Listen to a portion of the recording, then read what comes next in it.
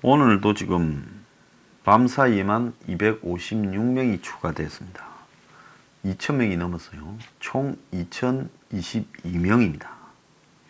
대구만 182명이 추가되었다는 거예요.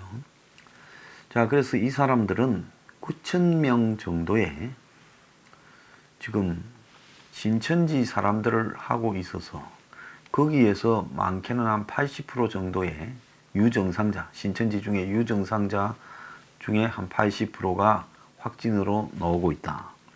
이렇게 이야기해서 굉장히 많다. 이렇게 말을 합니다. 질본하고 대구시청의 차이에 한 300명 정도의 갭이 있다. 근데 지금 그게 중요한 게 아닙니다. 그 갭이라는 거는 빠져도 별 중요한 건 아닌데요. 문제는 뭔가 하면 이 감염자가 실제로 신천지 사람들이 감염이 됐다는 걸 자기가 알았던 것도 아니고 감염된 직후부터 이 사람들이 또 온 사람들을 만나고 다녔을 거고 신천지 사람들만 만났겠습니까? 하루 종일 생활을 했을 거 아니에요. 그래서 신천지 저 종교의 특성상으로 보면 굉장히 사람을 많이 만나는 종교고 또 비신도들을 만나서 전파하고 다단계 판매를 하고 그런 일에 종사한 사람이 상대적으로 매우 높았을 걸로 봅니다.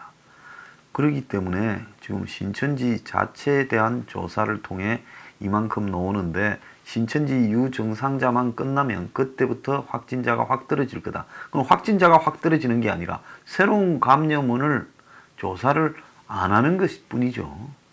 그래서 제가 정부에 좀 경고를 합니다. 요 신천지 지금 대구에 하는 사람 빼고 나면 그 다음부터는 집단적으로 눈에 보이는 즉 막 이 토끼들이 숲에 많아요. 근데 토끼 속을 한 군데만 틀어서 잡고는 그냥 숲에 흩어진 토끼들은 그냥 아예 많이 잡았는데 귀찮아 하고 확진 검사를 별로 안 하면 그때부터는 확진자가 줄어서 소강 상태다. 이렇게 몰고 갈라 합니까? 그래서 지금 대구만 자꾸 해서 이럴 게 아니라 지금 전국에도 상당히 많은 물량을 조사를 해야 된다는 이야기를 제가 하고 싶은 거예요. 왜 이게 중요한가 하면 서울이 지금 현재 62, 부산이 63 이렇습니다. 그래서 경기가 66요. 그래서 서울, 경기, 부산 이 세 군데에서 60명대가 넘어가고 경남이 46명이에요.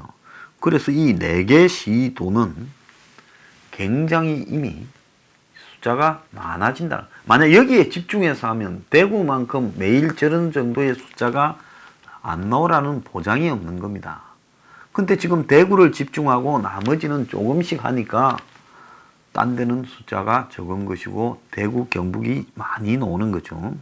이 정권이 슬슬 흘리고 있는 게 한국의 확진 폭발 이면에 세계 최고의 검사 능력이 있다. 이렇게 말을 하며 한국이 검사 능력이 뛰어나서 보건 진단 능력이 뛰어나서 그리고 민주적인 시스템 때문에 이렇게 확진자가 많다. 그런데 일본 같은 경우에 보면 지금 검사율이 확실히 떨어지고 미국은 더 떨어지고 비용이 많이 들기 때문에 한국 사회가 개방성, 투명성 때문에 지금 이렇게 확진자가 많은 것이다. 이렇게 말을 합니다. 그러면 나머지 나라들은 전부 거짓을 말해요. 미국이나 일본이나 유럽의 이런 나라들이 한국보다는 훨씬 부정직하고 이런 검사 능력이 떨어져서 많은 것이다. 그리고 실제로는 그 나라에 엄청나게 많은데 한국은 검사를 잘 해서 그런 것이다. 정말 미쳐도 보통 미친 게 아니라고 저는 생각을 합니다. 중국은 433명, 한국은 505명으로 한국이 중국을 제꼈다고 이야기가 나오고 있습니다. 자, 지금 해외에서 중국 밖이 더 중국보다 많아졌다.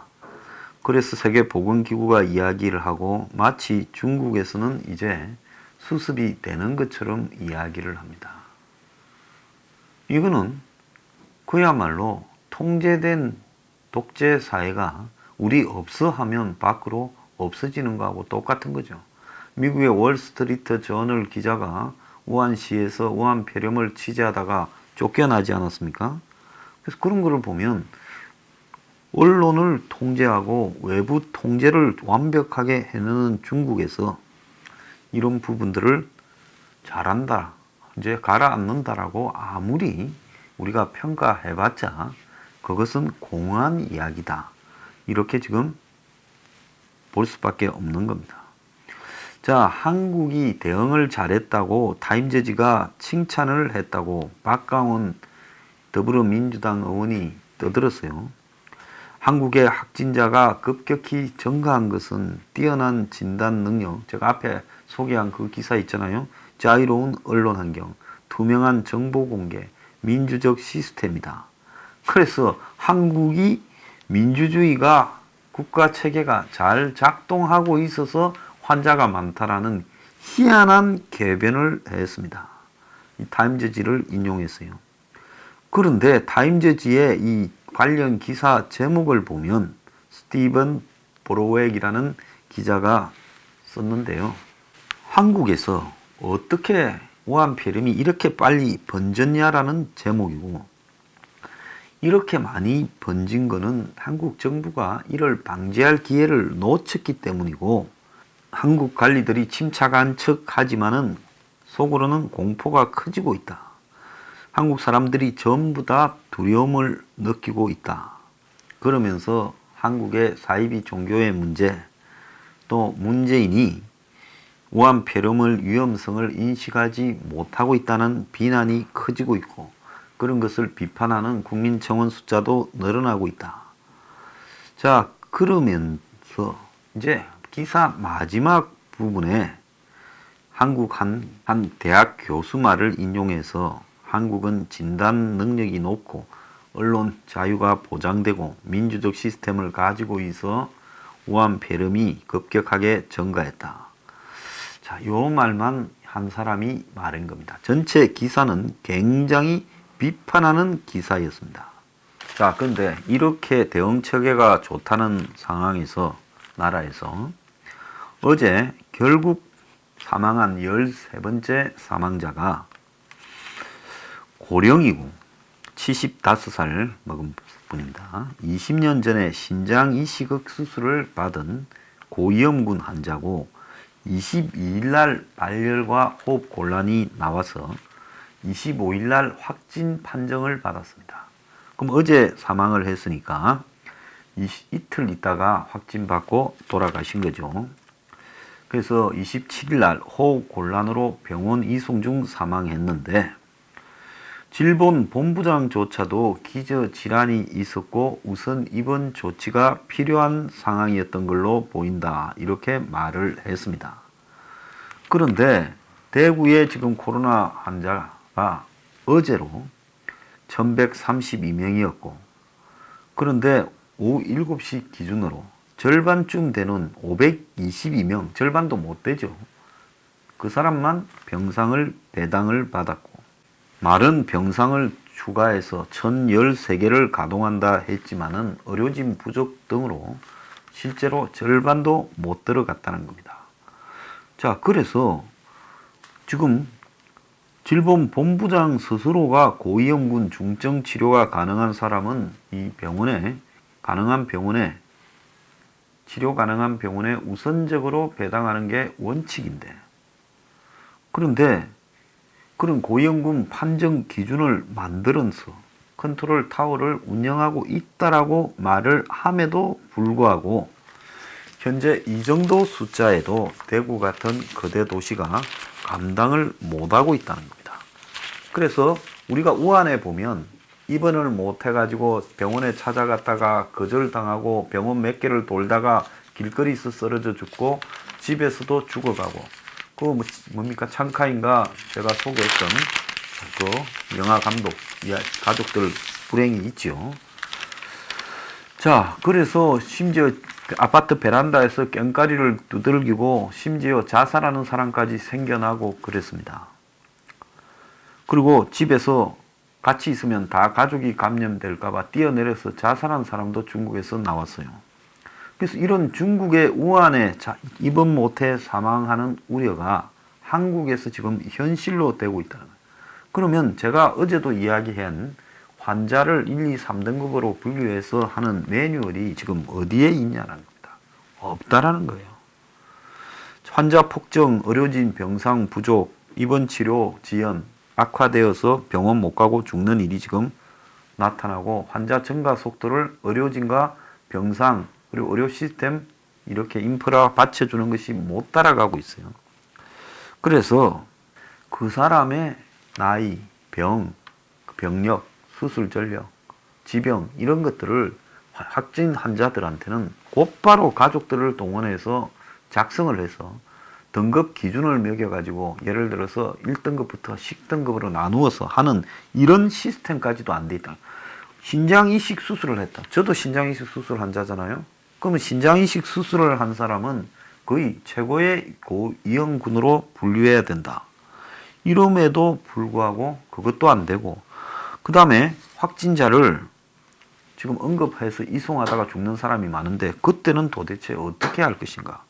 그 다음에 가족 집에서 이렇게 자가 격리할 때는 가족 감염을 막기 위해서는 어떻게 할 거냐. 우한처럼 임시시설을 만들어야 되는 거냐. 지금 아무것도 없어요. 한번 보세요. 대남병원에 코호트 격리를 한다 해놓고는 한 방에 그냥 매트리스 깔고 몰아놨으니 우한보다 더 못했잖아요. 우한은 침대라도 있습니다. 이제 병원도 못 가고 죽어요. 우한의 기사 보면 병실 부족. 자, 그래서 이 병실 부족으로 병원을 전전하다 사망. 그리고 뭐 온갖 기사들이 나옵니다. 자, 참상이라면서요. 지금 한국에서 그 딸이 이야기를 합니다. 우리 아버지가 누울 지금 병상 하나도 없으냐. 가쁜 숨을 내쉬는데 이 사람이요 일찍 인공호흡기를 대고 또 몇 가지 주사만 맞았어도 죽지 않고 살았을 수가 있습니다. 지금 대구에서 679명, 반도 훨씬 넘는 한 60%에 가까운 사람이 자택에 격리되고 있다는 거예요. 추가 병상이 있지만은 여기에 의사나 다른 시스템까지도 달라붙어야 병상에 사람을 눕히는데 의료 인력이 부족하다 보니까 침대만 하나 있어봤자 그 침대에 갖다 놓고 죽을 때까지 기다리라는 거죠. 앰뷸런스조차도 지금 부족하다. 차를 세계에서 많이 파는 나라 중에서 5손가락 안에 들어가는 나라에서 지금 앰뷸런스가 부족하다라고 이야기를 하고 맨바닥에 깔아놓던 환자들이 지금 장애인들이 다 난리를 치고 인권에 대해서 이야기를 하니까 이제서 전국의 병원으로 다 옮겼다는 겁니다. 반면에 전국에 음압병실 600개가 비어 있다는 거예요. 이게 도대체 무슨 말입니까? 그러니까 한쪽에서는 갈 데가 없어서 집에서 기다리다가 치료도 못 받고 죽고 딴 데는 음압병실이 다 비어 있다는 거예요. 자, 이렇게 해서 되겠느냐? 차라리 중국처럼 체육관 같은 데다가 사람을 갖다가 다 눕히든지 아니면 지금 대형 전시시설에다가 야전병원처럼 임시병원을 만들어서 비슷한 정세의 환자들을 다 거기에 놓게 하는 것이 더 맞는 거 아니냐. 자, 지금 겨우 환자 2,000명 넘기는데 이 난리가 났는데 2만 명이 되면 통제나 또 되겠느냐. 지금 이 시스템으로는 불가능하다. 근데 왜 그러면 이 시스템이 유지되고 있냐. 이 사태가 심각하다고 해서 전국적인 동원체제를 갖추고 비상체제를 갖추게 되면 문이 잘못한 부분을 인정하게 되고 그 뒤로는 또 물릴 수도 없고 점점 일이 커질 거니까 지금 이 사람들 머릿속에는 대구만 어떻게 좀 하고 그 다음에는 확진자를 좀 이렇게 음성화해서 확진 숫자를 한 몇천에서 끝내보겠다. 어제 송호곤이라는 교수가요. 5,000명, 150명 사망 이렇게 이야기를 했더라고요. 네, 그래. 그 사람 의료 전문가도 아니고 그냥 이름으로 신문에 칼럼 쓰는 사람이 문과입니까? 어떤 말을 그렇게 하냐. 그래서 내가 문재인 쪽에서 설정해놓은 목표를 송호건이 대신 이야기하나 이런 생각도 잠깐 들었어요. 그럴 리 없겠지만. 그래서 이 사람들이 좀 정해놓은 목표가 있는 거 아니냐. 확진자는 얼마 최고치. 그뒤부터는 중국처럼 꺾였다. 그리고 사망자는 그때부터는 이제 죽는 사람이 거의 없다. 그래서 그거를 갖다가 3월 한 20일 정도로 정해놓고, 그래서 그때쯤은 이제 우한 폐렴에서 극복하고 있다고 국민들한테 이야기를 하고, 이미 많이 퍼져서 죽은 사람은 알아서 죽는 거고, 그냥 또 상당수는 그냥 나으니까 그렇게 밀고 가기로 시진핑한테 지금 수법을 배우고 있나, 이런 생각이 저는 들고 있습니다.